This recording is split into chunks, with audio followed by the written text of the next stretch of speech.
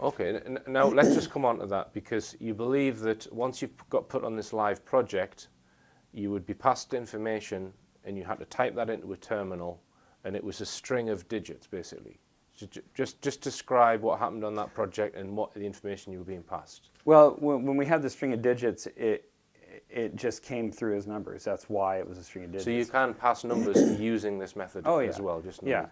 Yeah. But also I described events and conveyed imagery through text, by describing it. Okay. But one of the examples I give in the book is the string of text, and that was just one of the strings. The reason why I put the string of text in there is because I was trying to convey the reason why I was getting upset, because I started to what I thought was I started to receive what I thought was abduction data, and it had things like potentiality for recall and residual pain levels and things like that, and it tended to be all numbers and longitude and latitude. So yeah. Could you actually recall in date and time as well? Could you, let's say you've received one of these strings, because I know you probably didn't have anything that you could write anything down or take anything out. No. But were you able to recall it and write it down in your hotel room? No, I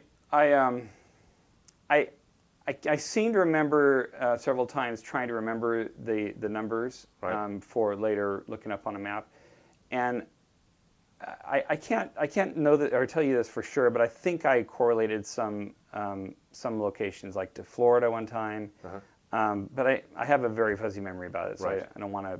So they were so you think they were using standard human latitudes and longitudes. And time and date. That's what it looked like. Now it could have been just a complete coincidence that those numbers look like latitudes and longitudes, and I looked up and Florida was just it happened to be one of those numbers. Now, when you were put on this live project, you thought you were communicating with one particular E.T., and then at some later time there was a different one. Was there any difference in the feeling towards the different aliens? How could you tell it was a different alien? You could definitely tell. It was even more distinct than, I think, talking to two human beings over the phone. Right. Because when you talk to somebody over the phone, you don't get near the level of information that you get when you do intuitive communication. So more information than actually visually communicating, or it actually is visual, right? Because when you're getting the communication, our human body or our human mind functions in a way that we translate whatever we get. We translate that into imagery just automatically. When I say the word orange to you, in your mind you just automatically think of an orange color. Yeah. So when I get the intuitive communications, I get a picture, although it's not somebody sending me a picture. It's an intuitive communications, but I translate it as a human into whatever it needs to be translated into. I could get a smell through intuitive communications, and my senses will translate that into a smell. So anything could be sent through this. But it has a particular signature of the person who's sending it. Oh, yeah. So getting back to that, yeah.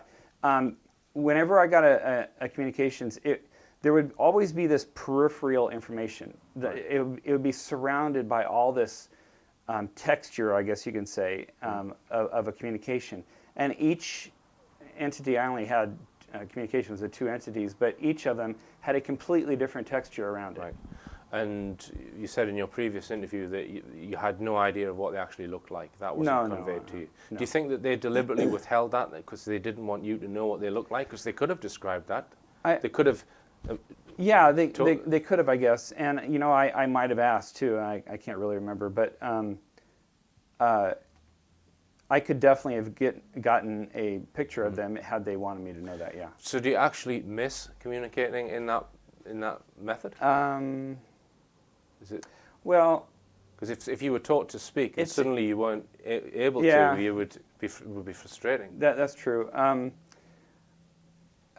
My memory of it is such that I think it serves as a satiating for that particular need. I think my experience overall really soured me to the entire thing. Yeah. But I do miss communicating with an entity like that because of just how different it is. Right. Yeah, I think it was an interesting experience, and any interesting experience is something that you would probably want to revisit. Yeah. Right. And how did they manage to contain the comms when you were sat there in the 4-hour period that you were sat there, or what have you? Why didn't they communicate with you when you were on holiday or any other time? Actually, they communicated because you weren't aware geographically or physically where that entity was. No, Could have been elsewhere in the galaxy. Oh yeah, anywhere. And that's why I say I don't think the communications were based in physics, because I don't think they were known physics. Yeah, known physics, our physics. Yeah. The stuff that we've revealed so far. Yeah. So because I think that they were not probably on the planet. I think they were somewhere else. Have you ever tried to communicate like this with another human, or read their mind, or try to train someone else on how to do it? Or I think it would literally be impossible for somebody to do that without the equipment that I was trained on. If you had another human who had been trained and they were in this room, do you think you could strike up comms? It would. I don't know. I just don't know. So if we can find another whistleblower like you, that would be a good experiment. Yes. All right. I just don't know. I don't know if it's only between human and an alien mind. I don't know. Right. Well, here's a question, Dan. We were talking about this earlier. You were communicating with a terminal, so there's some kind of intuitive link between you and a terminal. Mm-hmm. Is it possible for the two terminals to then communicate with each other? Would you imagine the technology? I think the. When I say I don't mean terminal, I mean the device that was receiving your comms. Yeah. Would it be possible so that, in other words, a person who doesn't have the ability could use that technology to Yeah, I have to say no, only because it does make sense that it would be able to be that way. But why else would they train all these people if they had the technology to do it between some sort of... And that's why it leads me to believe that perhaps there was an alien that was facilitating that comms with me in training. Right. And it wasn't just a machine, although he was interfacing with the machine itself to so I can see what's going on. But or it could have been another intuitive communicator who was like advanced trained or something. It could have been. You're right. But I don't know why. I can't give you the reason why, but I tend to think that it's only between human and alien. Right. But I could be wrong, because they did tell me, and we haven't gotten into that, but they did tell me that the entire reason for the PPD project was to create this network of communicators throughout the world, so that in the event of an electromagnetic communication outage in the future, which they say is going to happen, the world's leaders and the movers and shakers, they would still be able to communicate even though all communications have ceased. Right. So that leads me to believe that unless it's highly inefficient, that we could do it between intuitive communicators. But I don't know that. Maybe at a later point, if I hadn't gotten out of the military, maybe I would have graduated to that type of scenario. But I never did. So did they elaborate on this loss of comms? Did they say whether it would be natural or through a weapon, or no? They didn't. Did they seem adamant on that, or do you think that could have been a cover story? They could very well have been a cover story, yes. Right. But you see, what I was saying makes was sense, it could have been a cover story so that you're not asking about abduction reports. Maybe it was just you were just monitoring abduction data, perhaps. Sure. And they were giving you a reason for why you were taught in this. Yes, no? I've come to understand that you never take anything at face value with the military. Right. Never. Okay. Yeah, and I just want to talk about you've said that your mother was, you think, abducted. You've partly answered that, because you said you think it was an alien abduction. So it wasn't a MILAB, what they call a MILAB, military abduction. No. You don't think so? No. Okay. All right. And does your mother have any knowledge of any of this? She has told me in the past that she doesn't remember anything like Right. that. But Which, she if you has, follow the UFO phenomenon, people who allege abduction often don't have Yeah, conscious memory. She has seen UFOs before. She says she remembers when she was young, and it would have been around the time that because she had me when she was 17. So she has early memories of seeing a UFO. Right. She doesn't. It's very murky though in her memory. She says it's very, very ethereal. Right. It wasn't a lot of concrete information. Which there. is often the case with Yeah. abductees. Yeah, yeah. Now, you mentioned that you thought that possibly genetics had been tinkered with in the past, and that you said that your genetics possibly in the womb when you were enhanced. Now, this is allegedly what the current abduction program, if there is one, is about. It's about they're changing human genetics. If you listen to certain people who research this, what's your view on that? I haven't really been following it, but based on my experience, I think it's entirely possible. There could be, I mean, you know, I was involved with one alien project, but there could be, you know, dozens of them. I know that there's probably research and development projects having to do with alien technology and alien existence. So it's quite possible that they have another reason to be abducting people. Right. And we can take from this that the military, specifically the N.S.A, have been collaborating with E.T.s for decades. And would you imagine that that's still going on? Oh yeah, yeah, definitely. Now what's, okay, if you've got a collaboration like that, generally there's some kind of hierarchy. Someone's wearing the trousers, in other words. How do you think that pans out? I think it's a shell within a shell within a shell. You know, I think there are hierarchies within the military that the upper echelons don't even know about. And you know, the higher level people in the military, they have a lot of autonomy in what they do. And you know, they can request certain people to replace them. You know, they have input as to who replaces them. And this could all be within the context of...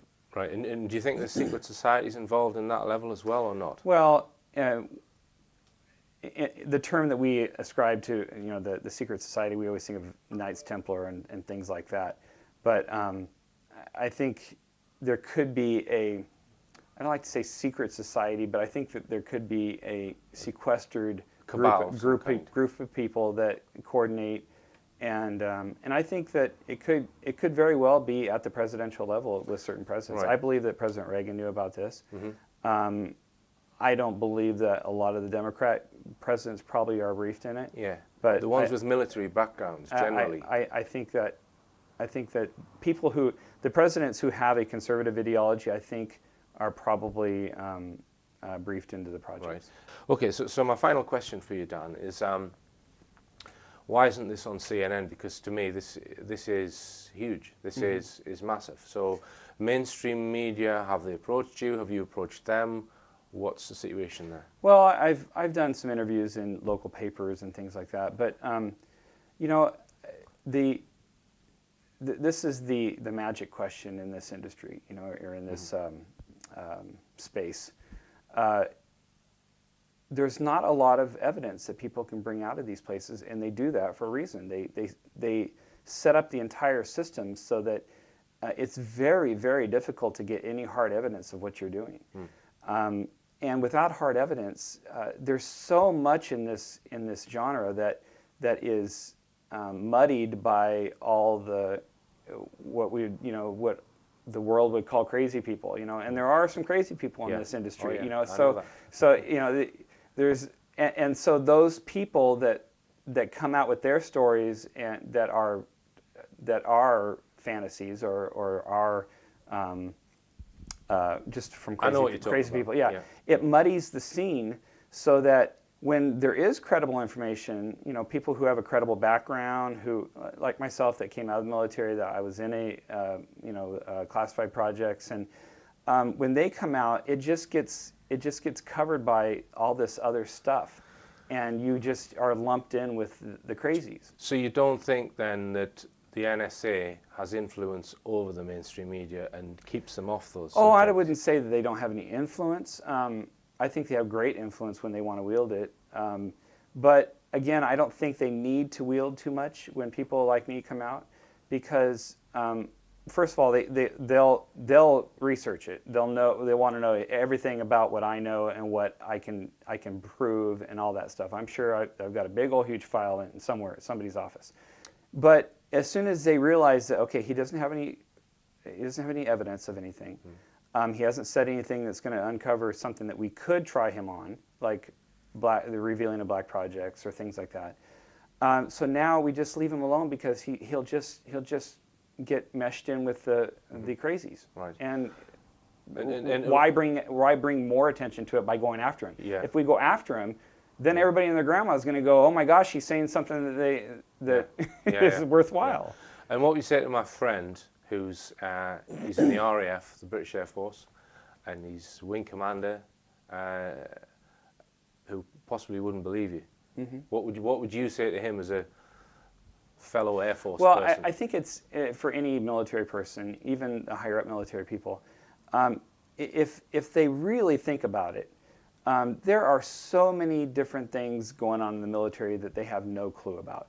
Right. And unless you're briefed in that situation, or you have the security classifications and the need to know and all that stuff, he knows, I know he knows, that there are so many things in the military that he does not know about, because he doesn't have the need to know and the security classifications and all that stuff, the security clearances. So I would say that it's kind of naive to think that you can say yay or nay to anything that somebody says about the military. That's just naivety. Okay. All right then, Dan. Well, thank you very much indeed for coming over to the UK. Thank you. I appreciate it. Fascinating listening. Appreciate your time. And I'm really looking forward to your talk tomorrow. So good luck with that. Thank you. Okay. Thank you.